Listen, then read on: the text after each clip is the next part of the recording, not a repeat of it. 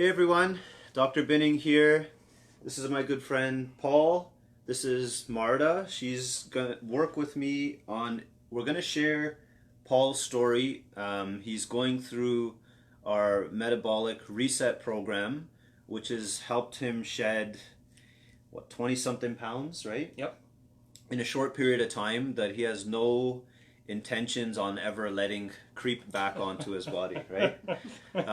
So what we wanted to do, and Marta, you can jump in at any time. So actually, I should introduce you properly because Marta acts as our health coach and kind of yoga instructor and kind of the wisdom person who helps all of our patients as well. And so she has a big part in helping everyone reach their goals in this program. It's not just me, and mostly it's Marta and the people who are going through it. So what we want to do is kind of let Paul take the stage and be the star of this interview, because truly it's all his hard work that's led him to all the success he's had so far. So Paul, why don't you take us through what was your life like before you even knew about this program? Like, what were you struggling with? Maybe it's kind of an easy answer. I was a typical 50-odd-year-old successful businessman who was running to meet customer demands, the demands of the family, financial demands, eating whenever I could, eating whatever I could, really paying no mind or attention to the ramifications, and thinking that was normal. You know, what was not normal? I'm hungry, I'm going to stop at Tim's and grab a bagel and a French vanilla cappuccino and hit the road again. And I'm hungry in the afternoon, I'm going to grab a bag of nachos. And I need dinner, there's KFC, I'll stop there. I mean, it was normal. I didn't think much about it, didn't worry about what was happening. And then at Christmas time, I'm standing in the bathroom, I'm looking at myself, and I'm thinking, I don't like the way I look. I have something around my midsection I haven't had before. I'm in a construction industry, so I'm used to putting a tool belt on, going out, working hard. 10 hours of hard labor tends to shed the pounds quite quickly. So the eating habits versus how I looked didn't really matter. I had the ability to shed the pounds. The last couple of years, it's been more management, more sales. So there's not as much putting the belt on, not as much activity. It's more becoming a sloth versus becoming a cheetah. So my body changed. I didn't change my eating habits, my body changed. So in looking at my body over Christmas, I just don't like the way this looks. I have a belly where I haven't had a belly before. So I've tried other things. You folks have to understand that I'm not somebody who idly sits by. I sort of have ADD, but in a very positive way. I like to work out. I like to play sports. I'm active. I do watch what I eat. I have tried hours at the gym. I've tried hours at home. I have a stationary bike at home that I ride. I've tried hiking on the weekends. I've tried curbing how I eat by looking at myself and going, don't quite like that. I think I'll eat salads for a week. But then I'm pouring on Caesar salad dressing or smothering it in Thousand Island dressing. Other things like get up in the morning and I'll have 3 eggs and 4 pieces of bacon because it's the weekend. Let's eat like that. Yeah. So you cut that out and you have cereal instead. But I have sugar corn pops and frosted flakes. I mean, it's a change, but it's all a change for the wrong thing. So well, it's really hard, right? Because there's so much misinformation. Oh my goodness! Especially in this particular area, like everyone has tried probably 10 different things at least, and your story must resonate with a lot of people watching because you're right. You said you did the gym. Yep. You did the trainers. Yep. You cut out the foods that you were told would make the biggest difference, and yep. Maybe you got some help, not some success there, and ultimately ended up where you started again. Right. But your story, there's a little more complexity to it because yes, you had some serious illness going on too, right? Yes. And you want to talk about that? Sure. I suffer from Crohn's and colitis. So I have Crohn's where colitis should be and colitis where Crohn's should be. I'm kind of an oddity. And normally it is identified, diagnosed, and you begin treatment sometime between 19 and 25 years of age. I was diagnosed into my 40s. I'd always had irritable bowel. I'd always had heartburn that I could have started a fire if I could breathe on a piece of wood.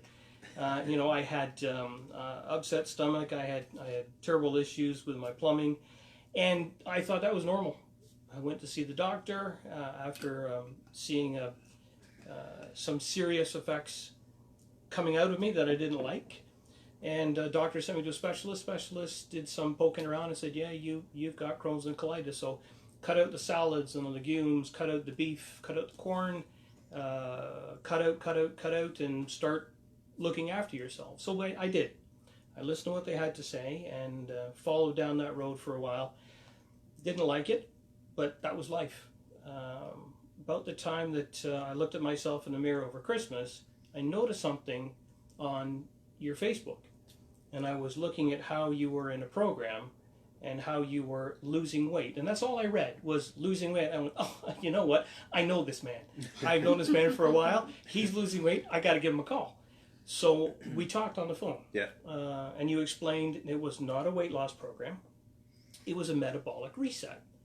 So I Googled metabolic reset. It came back with a lot of hits. It was more coming in and sitting down, talking about this is partially to do with what you eat, how you eat, but it addresses lifestyles, it addresses stress, it addresses identifiers that can take you down the road to get the results that I didn't like over Christmas, right? So it's a whole life approach. And when we first sat down and started talking about it, I explained I would take out of this program what was right for Paul. I couldn't take everything because I couldn't do everything, or I wasn't prepared at the time to change everything. Yeah. But I was prepared to look at some of the different parts of the program, adopt it into my life. You have to understand, I'm happily married. I have a 21-year-old successful student who's busily spending my retirement fund in Ottawa, trying to become a journalist. So if there's anybody out there who needs a good journalist, give him a year, he'll be ready to go. And I'm quite normal, but some of the things that you were suggesting I do, it took me a while to acclimate it into my life. Yeah. So how long have we been doing this? What, 11 weeks, something like that? Something like that. Yeah. It works. Quite plain and simple, it works. It's not hard. It is a reduction in your intake. It's understanding what you're eating, what's in what you're eating. Never before have I read so many labels, Marta, and find out exactly what the good fats and bad fats and good sugar contents are. And it is a lot to take in. But if done carefully with your guidance, it makes a lot of sense at the end of it, to where, quite honestly, and I can tell everybody here, I'm off all my meds for my Crohn's and colitis. My diet has fixed the problem. It's the easiest way to put it. So, did you ever think that was possible? Oh, heck no. No? The doctor would hear, take 2 pills at night, 2 pills in the morning, you'll be fine. Did you ever feel fine? I never felt fine. No. Yeah, that's, I couldn't be happier when we hear these things, because the reason why we don't call it a weight loss program is because it's silly, because most people are drawn to it for that, just like you were. Oh, yeah. Yep. But in the background, what we want is this. Oh. What we want is to see a transformation in your life, an expansion of your life into like all the things that you've always wanted. Oh, yeah. And so when you can, have no symptoms at all from your Crohn's and colitis, no more IBS, you have proper bowel movements, oh, yeah. There's no bloating, there's nothing, there's no heartburn, there's all of that's gone, plus you've lost the weight. Yeah. Now you got your energy back, you got your mojo for your life back. Oh, yeah. And you're, like they say, kicking ass and taking names. That's the saying, right? Yep, absolutely. And so, that's ultimately what we want. One of the things I wanted to ask you was, what are some of the things you found different doing this? Oh, I guess the fact that there's no exercise at all, none. Didn't know that was possible to enter into this and do no exercise and get the results. Like everybody else, the weight was coming off, and then you hit a plateau for a while, and you think to yourself, is it really working? And then your body goes, yeah, it is. And, you drop some more weight, and away you go. And your body's constantly resetting and resetting and resetting. I'm done the program. I haven't changed how I eat. I've increased some of the ounces that I'm eating to offset the fact that I am more active, and I want to be more active. I want that exercise to come back into my life because it changes you for the better.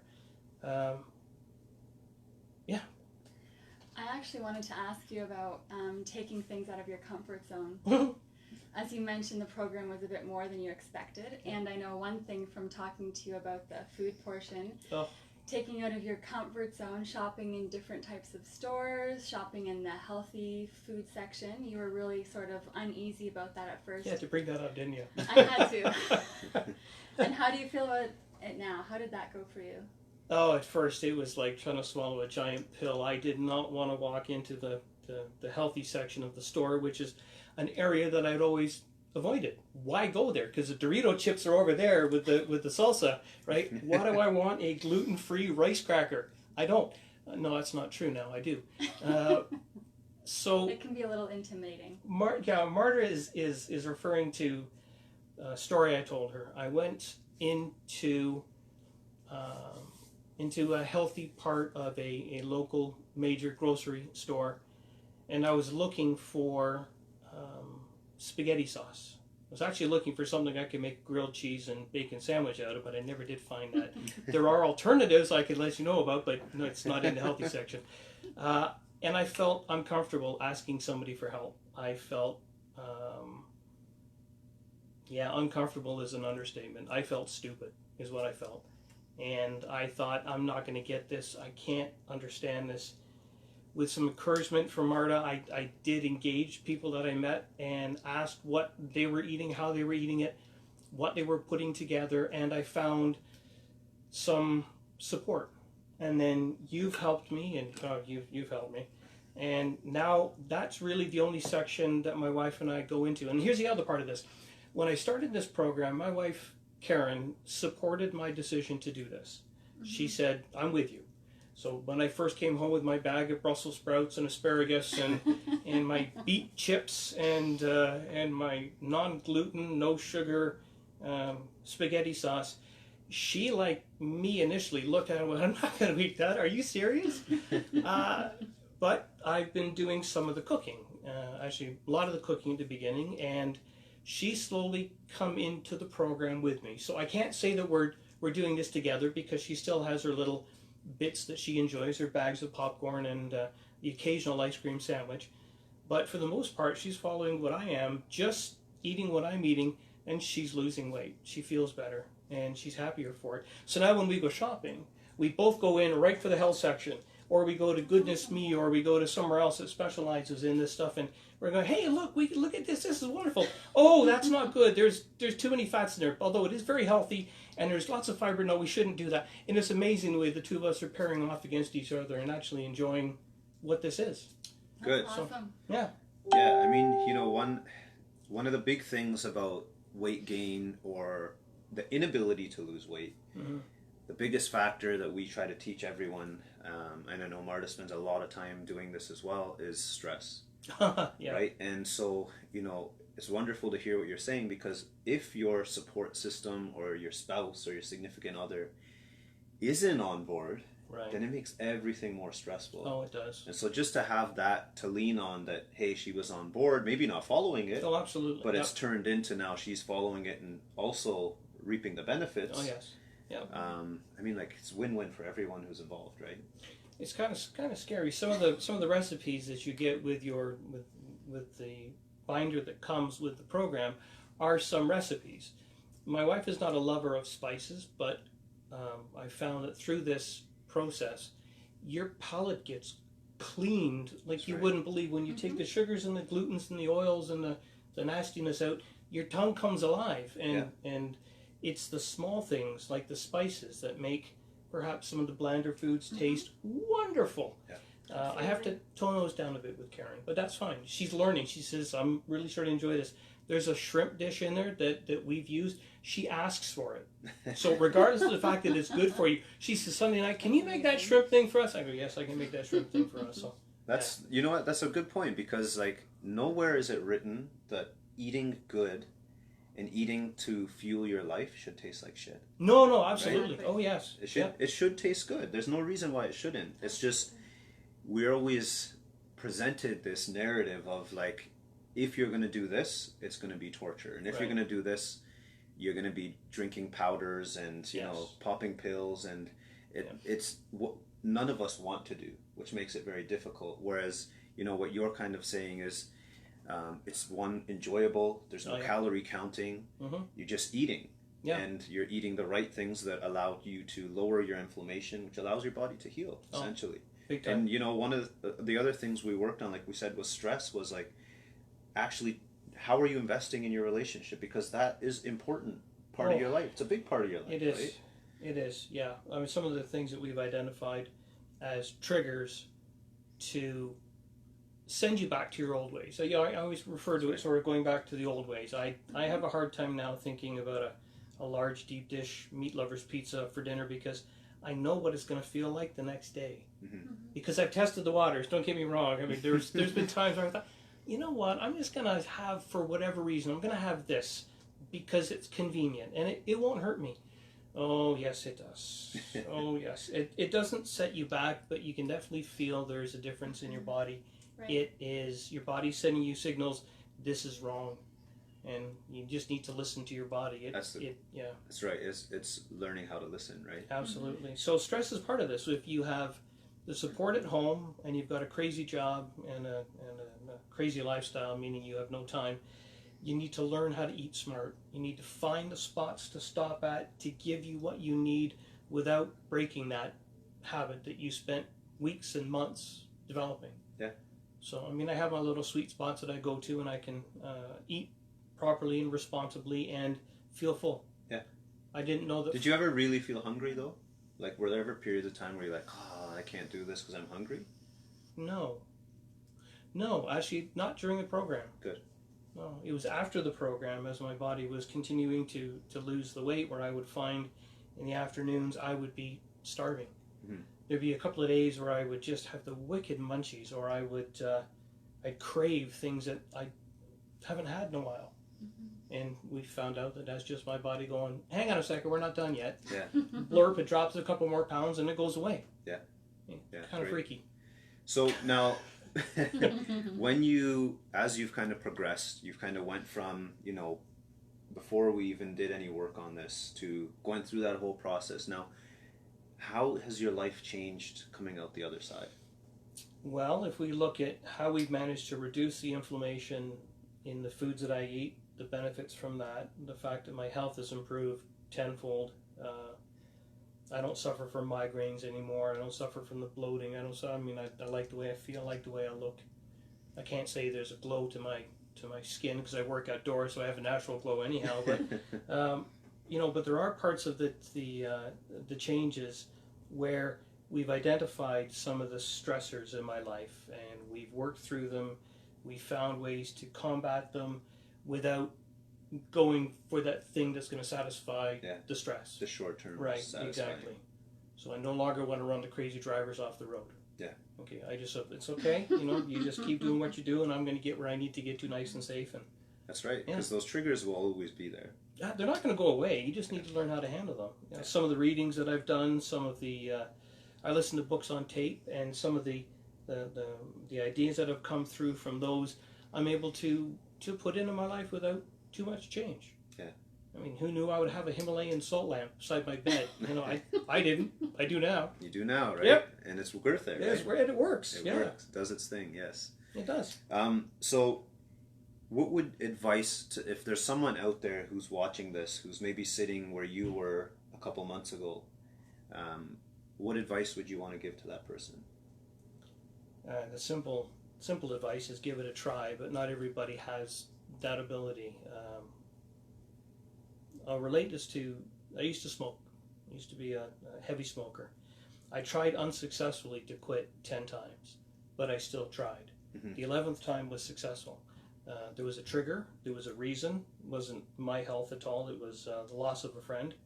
And I stopped smoking. I have not had a cigarette in about 17 or 18 years.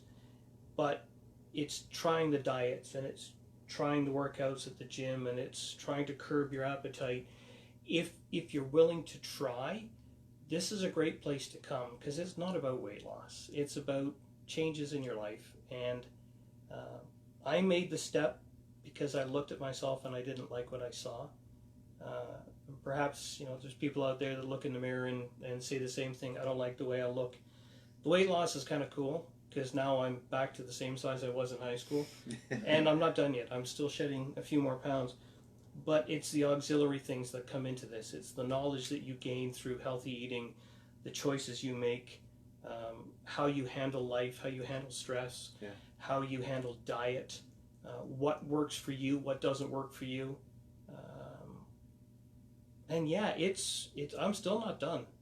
I mean, you and I, we have a long way to go. We have a very long way to go. Yeah, I mean, this is meant to start you on your journey, right? Oh, yeah. Why we say this is like lifetime, because this is meant to, what we wanted really to give you is a blueprint on how to live your life. Yeah, it's and cool. So you'll always add new things to it, and you'll build and you'll kind of create what you want as you move forward. Yeah. But essentially, you're right. This is just the beginning for you. Oh, it is. The best is just out there still. It's still coming to you. Absolutely. As long as you keep moving forward to it, right? Yep. Now, I want to share, because that kind of really takes us through everything we wanted to talk about, except you have a really important passion in your life that yes. involves greyhounds, right? Greyhound dogs. Yes. And so maybe, share a bit about your journey into these dogs and how you rescue them and find new homes for them. And maybe, I think it's a good idea to share, because someone out there watching might connect with you. Oh yeah. Oh, you never know. You never know.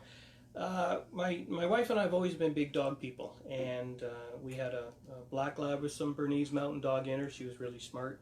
And we had a blue heeler, which is a dingo mated with Australian cattle dog with no off button. And we had the dogs for many years, and unfortunately we lost the two of them within 6 months of each other. House was kind of quiet. We were looking for something to fill the void, so I looked up German Shepherds and Labs and Bernese Mountain Dogs and Portuguese water dogs, big dogs. And we always have our dogs cremated, and they always sit on the mantle at home, and they have their collars on them. It works for us. It may not work for you folks, but it works for us. We have the ability to, it's not a shrine, but it's somewhere to go to remember the dogs. Mm-hmm. You really only rent a dog. You don't have them for your life. And my mom says that. So we were picking up the ashes for Molly from our local vet, and they asked Karen, my wife, if you could have another dog, what would you want? And she said, well, I would want a dog that's big and loving and social and not aggressive and loves kids, and both the vet and the technician both at the same time said greyhound. So my wife said, okay, whatever, came home, told me, what do I want with a 40-mile-an-hour dog? Truly, you open up the front door, you see something, it's gone. You'll never see that dog again. It's like, have a good life. So I started to Google and research it, and long story short, we found an organization in Tillsonburg, outside Tillsonburg, that brought up retired racing greyhounds from Florida, from Orlando, and brought them to a location in Ontario. And you as a possible dog owner could go down, meet the people, look at the dogs, and see if it fit within your life. And we went down armed with 4 pages worth of questions, and the lovely people answered them, and we went home with the dog. His name's Memphis. He had a successful racing career in Arkansas, and a short career in Florida, and they're professional athletes. They're treated like professional athletes. They have the best food, best medical care. They have massages every day. They get their nails clipped every day. They have a nice jacuzzi spa that they go in after they race, and they get marshmallows if they do really good. But they only race them up to the age of 5, and they'll live to be 14, 15, 16 years of age. So there's still 10 or 11 years worth of really good life left in these greyhounds. So, and like Tic Tacs, you can't just have one. We got another one. And then that organization outside Ingersoll closed down. And Crazy for Greyhounds sort of took over where they left off. And my wife and I were involved from a foster standpoint. We would take the dogs that would come off the track for a couple of weeks, introduce the dogs to what life in a house was like, what life in a neighborhood was like, what going up and down stairs was, what cats were, what a poodle is, what a fire hydrant is, because they really don't have access to that when they're racing or in the racing kennel. And so through fostering for Crazy for Greyhounds, we became a little bit more involved, and my wife and I are now executive members of the organization, and we brought up 65 greyhounds last year from the U.S. and successfully found homes for them. It's a wonderful, wonderful thing. Yeah. So we still continue to do that. We take a trip once a month down to Wheeling, West Virginia, where there's an active greyhound track, and we deal with the kennels down there and the adoption center down there, and some of the owners. And quite honestly, we can't bring the dogs up fast enough. We have a waiting list of 55 people, I think, at the moment. And fosters from Windsor out to Quebec and as far north as Barrie. And you guys are really selective on where they go to. We're right? very selective, yes. Yeah, we do in-home visits where we actually, you have to fill in quite a detailed questionnaire. We just want to know silly things like, who are you? Have you had dogs before? If you have, what have you had? What training have you put the dogs through? We want to make sure that when the greyhounds get to their forever home, that's their forever home. We don't want them bouncing back and forth. Yeah. So, we're a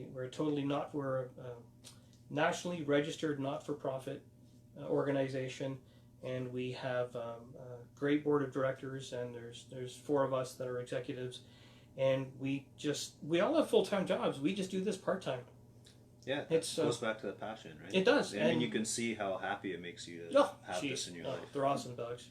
Yeah. So that's great. I mean, I wanted you to share that because, living your passion is probably one of the quickest ways to staying happy and becoming absolutely.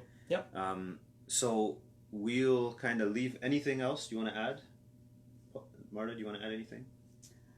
Let's see. If I had one last question for you, maybe I would just ask, what was the biggest sort of surprise takeaway from this that you weren't maybe expecting? The way I felt afterwards. So the fact that the deep underlying medical conditions were alleviated, I mean, they went away. And I stopped taking my meds, and I told my doctor, and my doctor went, okay, whatever. He didn't seem to be overly thrilled about it. I was. That's huge. Yeah, it's not bad.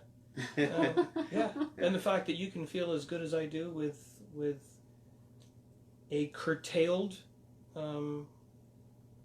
food group, so to speak. And you know what, like with those types of illnesses, those autoimmune conditions, like when you get off of them, you essentially are doing what anyone would say in the medical industry or in many industries, like not just medicine itself, but even alternative or whatever, that's the impossible. Oh, it is. Yeah. Right? That those are things you'll have for life, and you'll have to suppress your immune system for life. Yep. And I mean, in a very short time, you prove that what's impossible is only what you say is impossible. Yeah. As long as you're open-minded enough, you set new limits. And I mean, we want to celebrate you. We want to congratulate you because this is your work. We just guide you along, and you deserve the applause for all your hard work and the benefits from it. Thank you. So if anyone wants to contact us regarding our Metabolic Reset program, just message me. You can personal message me. If you want to contact Paul regarding the greyhounds and things like that, also message me and I'll put you in contact with him. Thanks for watching. If you have any questions, post them below and I'll make sure I answer them. Have a good night, everyone. We'll be doing another one of these next week with someone else again on Wednesday at the exact same time. So tune in again. We'll talk to you soon. See you later, guys. Thanks very much. Bye.